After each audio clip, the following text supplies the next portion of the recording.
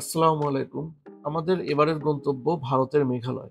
আর মেঘালয় যাওয়ার সবচেয়ে সহজ রাস্তা সিলেট হয়ে ডাউকি বর্ডার পার করলেই মেঘালয়।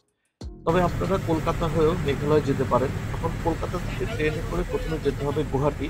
আর গুয়াহাটি স্টেশনের পাশ থেকেই আপনারা বাস অথবা রিজার্ভ গাড়ি পেয়ে যাবেন মেঘালয় যাওয়ার জন্য। আর মেঘালয় যাওয়ার সবচেয়ে উপযুক্ত সময় কিন্তু এই বর্ষাকাল। কারণ বর্ষাকালে মেঘালয়ের যে অপার সৌন্দর্য তা সবচেয়ে ভালোভাবে প্রত্যক্ষ করা যায়।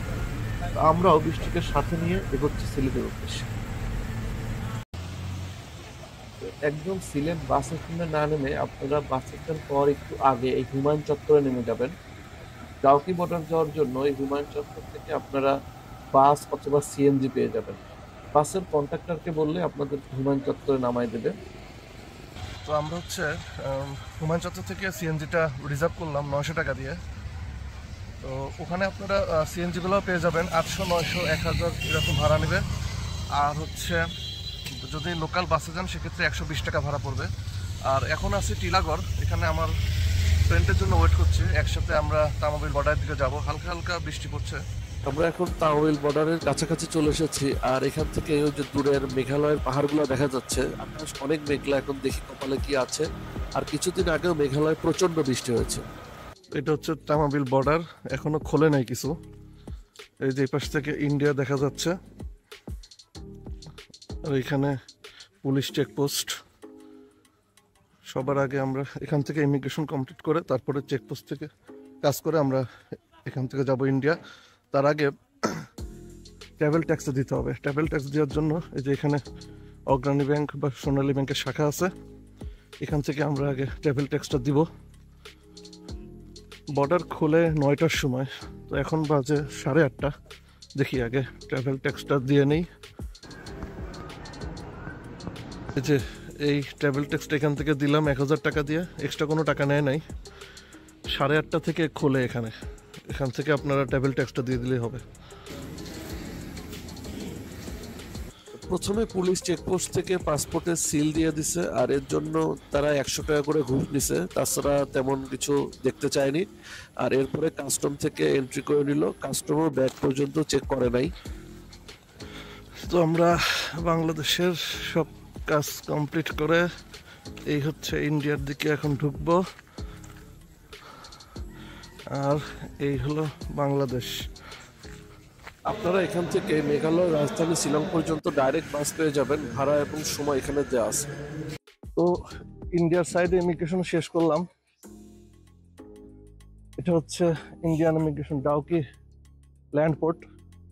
তো আজকে তেমন কোনো ভিড় ছিল না, কিন্তু আসলে ওই পাশেও একজন করে কাজ করছে, এই পাশেও একজন করে কাজ করছে, যার কারণে বেশি লাগলো। তাছাড়া এমনিতে তেমন কোনো ভিড় নাই। আর ইমিগ্রেশনের সময় তেমন কোনো কিছুই লাগে নাই, ইভেন কোনো কাগজপত্র দেখতে চায় নাই। তবে আপনারা অবশ্যই সাথে এনওসি অথবা আপনাদের যদি স্টুডেন্ট হয়ে থাকেন তাহলে আইডি কার্ডটা আনবেন।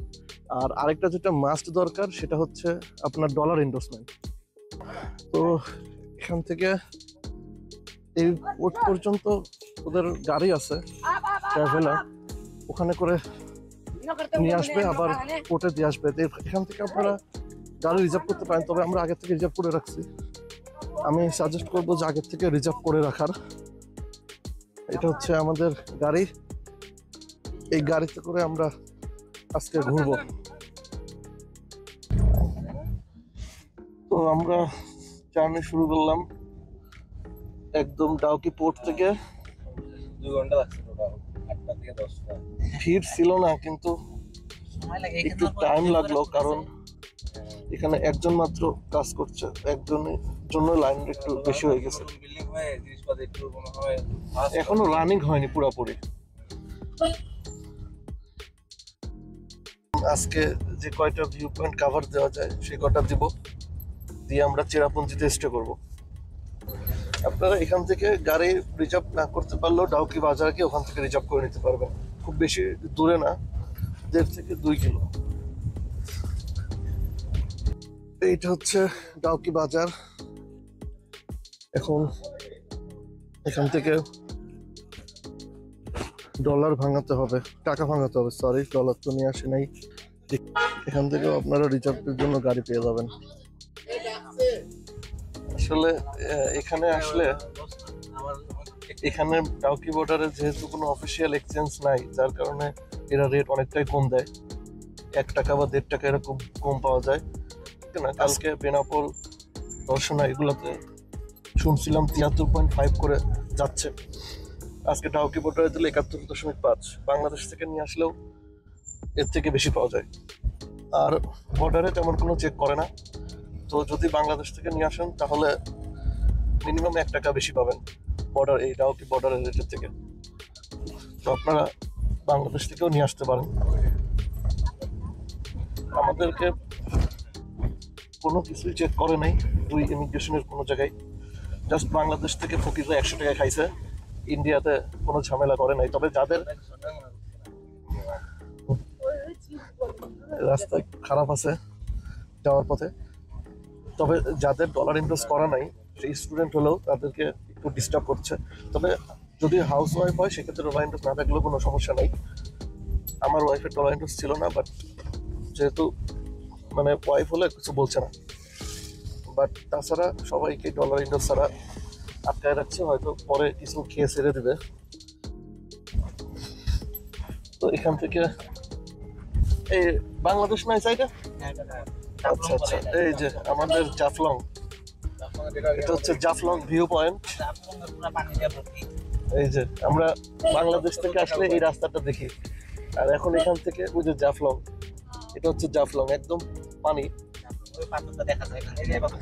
এই যে এই পাথরটা দেখে সবাই জাফলং থেকে, কি কি এক পাথর, এটা দেখার কি হলো?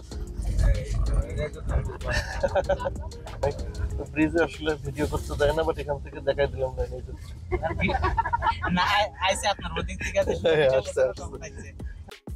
ওইদিকে বাংলাদেশের অংশ, আর ওই দিক থেকে জাফলং যাওয়ার রাস্তা নৌপথে।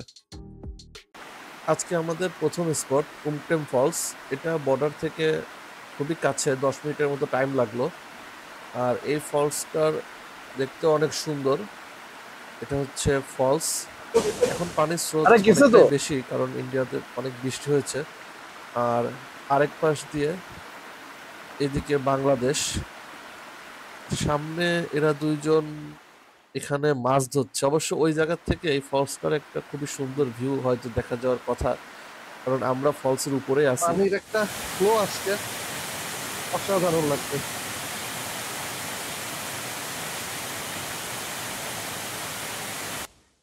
এই হলো আমাদের আজকের দ্বিতীয় স্পট, বোরহিল ফলস, যেটা বাংলাদেশ থেকে আমরা পান্থুমাই ঝর্ণা নামে চিনি। তবে দূরের থেকে এটা দেখতে অবশ্য আরো বেশি সুন্দর লাগে। এই হলো বোরহিল ফলস, এখান থেকে একদম। আর এই হলো আমাদের বাংলাদেশ, এই যে এখান থেকে নেমে এই যে বাংলাদেশ, ওইখান থেকে আমরা এটা দেখি, ওই জায়গা থেকে এত কাছে আসলে আসাই যায় না।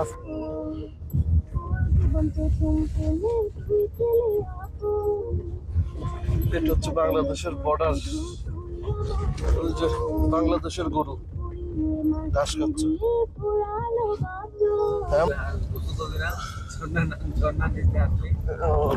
ওই সামনে ঝর্ণায় গোসল করতে হবে। এখন মাউলিনং ভিলেজের দিকে আগাচ্ছি। মাউলিনং, এই হলো সেই পরিষ্কার পরিচ্ছন্ন ভিলেজ। এখানে এন্ট্রি ফি নিল 100 রুপি, মানে পার গাড়ি। বড় গাড়ি একটু বেশি, এই গাড়ির 4 সিটের জন্য 100 রুপি। এখনো পর্যন্ত এই ভিলেজে দেখানোর মতো কোনো কিছু পাই নাই, পরিষ্কার পরিচ্ছন্ন আছে এটাই। তো দেখি সামনে একটা স্কাই ভিউ পয়েন্ট লেখা, সেই ভিউ পয়েন্টে গিয়ে কি দেখা যায় সেটা দেখি। তাছাড়া তো রোদও পড়ছে, রোদের হিটও অনেক। আচ্ছা, সামনে ইয়েতে উঠতে হবে, এই যে স্কাই ভিউ পয়েন্ট।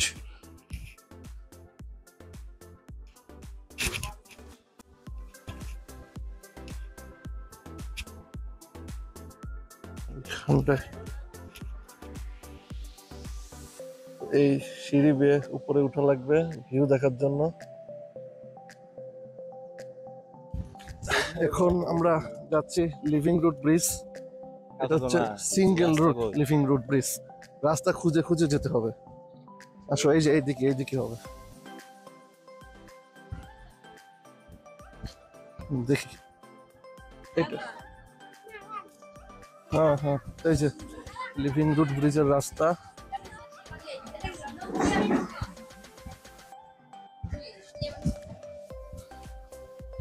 এখানে হোমস্টেও আছে, যদিও এখানে না থাকাই ভালো। সরাসরি আপনারা চিরাপুঞ্জি চলে যাবেন এগুলা দেখে। তবে মাউলিং লং ভিলেজটা আসলে ওটা ওভার রেটেড। ওখানে দেখার তেমন কিছুই নাই ওই ভিউ পয়েন্ট ছাড়া। ওরকম ভিউ পয়েন্ট মেঘালয়ে অনেক পাওয়া যাবে। শুধু শুধু যদি ওই স্পটটা স্কিপ করেন তাহলে অন্য একটা স্পট এক্সট্রা অ্যাড করতে পারেন। বাট প্রথম দিনে আসলে সবাই এই রুটের এইগুলাই দেখে। বাট মাউলিং লং ভিলেজ আমার কাছে ভালো লাগে নাই। এখন দেখি লিভিং রুট ব্রিজটা কেমন।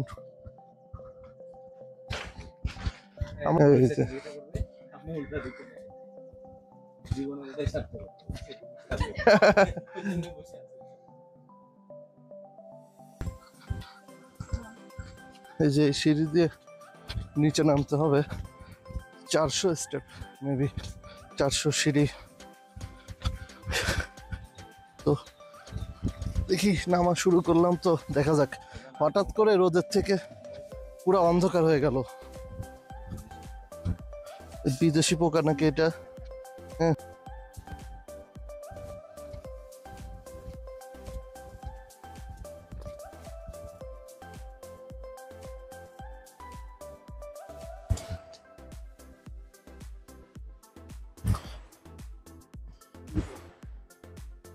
ওই দিক কি রে?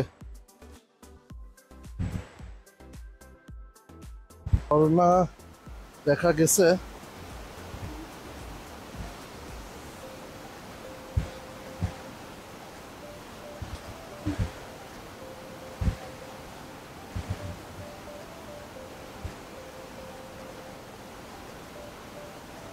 এই যে লিভিং রুট ব্রিজ, এখান থেকে ভিউ। আর যদিও এটা আসলে একদম অথেন্টিক লিভিং রুট ব্রিজ না, এখানে তার পেঁচানো আছে।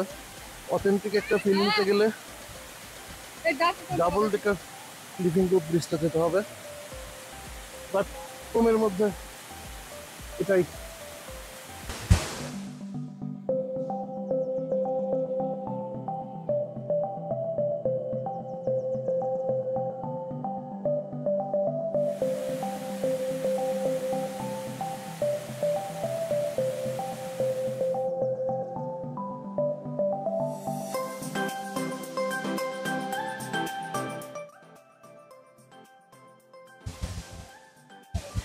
রাস্তা মোটামুটি ভালো,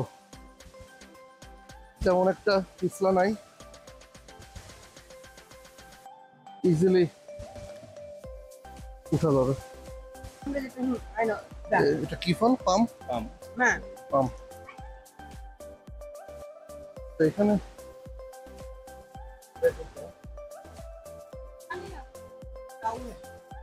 পাম ফলটা নিলাম, দেখি খেয়ে কেমন।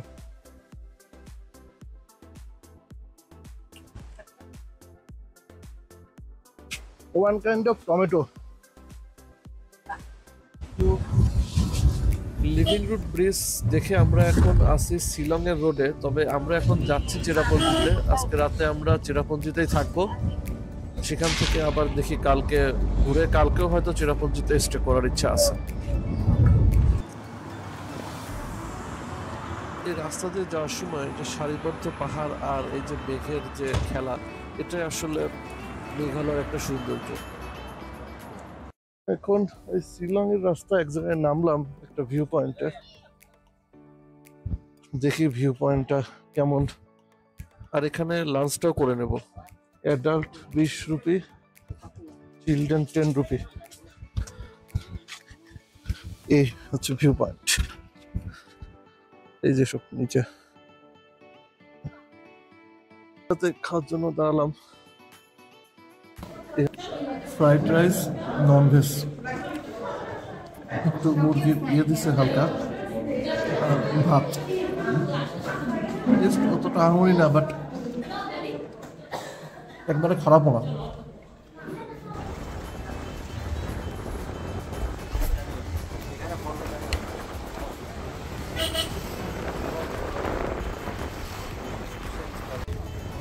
এটা হচ্ছে মাউডক ভিউ পয়েন্ট।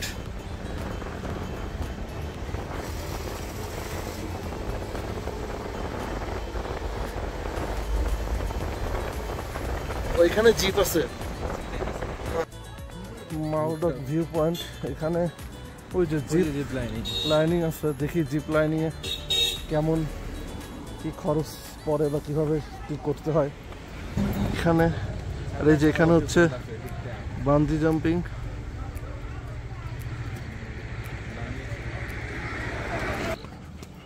যে এখানে জিপ লাইনিং।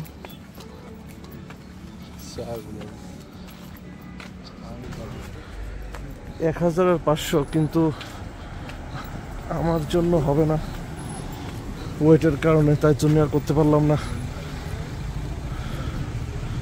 লাইন লেগে গেছে।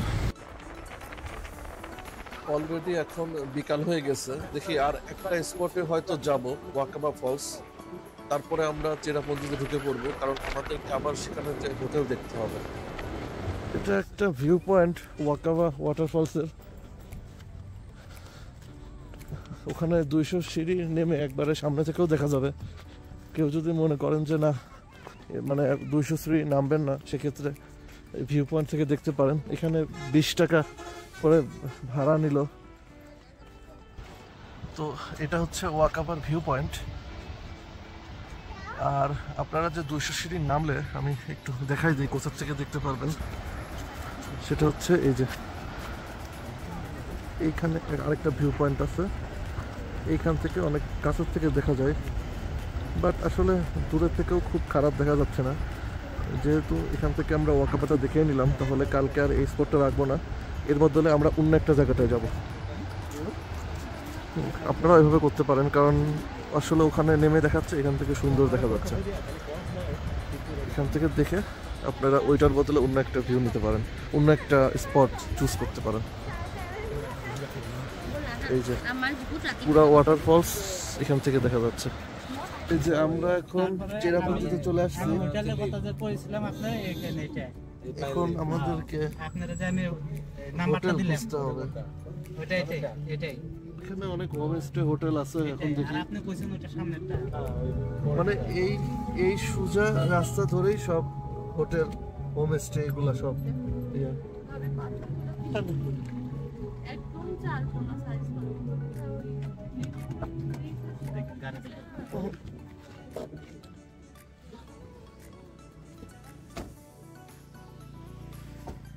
এখন হোমস্টে খুঁজতে হবে।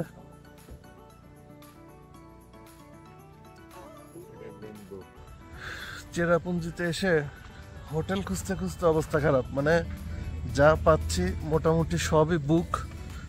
হোটেল খুঁজতে অনেক প্যারা হয়ে যাচ্ছে। এখন পাই কিনা।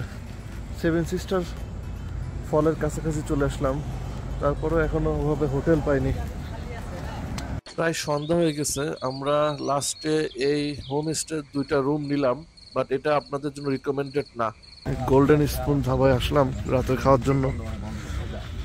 দেখি এখানকার খাবারের কেমন টেস্ট, দাম টাম কেমন। আজকে রবিবার, চেরাপুঞ্জিতে প্রায় সব রেস্টুরেন্ট বা ধাবাই বন্ধ, তাই এখানে প্রচন্ড ভিড়। 180 টাকার ভেজ থালি, 180 টাকা। কেবল খাওয়া দাওয়া করে বাসায় আসলাম, মানে সরি বাসা না, আমাদের রুমে আসলাম। আজকে চেরাপুঞ্জিতে মানে অনেক বেশি ভিড়, যার কারণে প্রায় 2 থেকে 2.5 ঘন্টা ধরে ঘোরাঘুরির পরে কোনো রকম একটা হোমস্টে পেলাম। এখানে 2000 রুপি নিছে আজকে রাতের জন্য, বাট এটা মানে পরিবেশটা খুবই নোংরা, আর ফ্যাসিলিটিও কিছুই নেই বলতে গেলে, জাস্ট একটা রুম পেয়েছি এটুকু। আর আরেকটা বিষয় হচ্ছে যে আজকে রবিবার, যার কারণে অনেক হোটেল প্লাস দোকানপাট তো সবই বন্ধ। এটা একটা খুবই প্যারা হয়ে গেছে। প্লাস অনেক বেশি মানুষের ভিড়, যার কারণে মানে এখানে হোটেল পাওয়া খুব টাফ হয়ে গেছে। কালকে আরো কয়েকটা ফলস প্লাস কেভে যাব। তো আজকে গুড নাইট, আল্লাহ হাফেজ।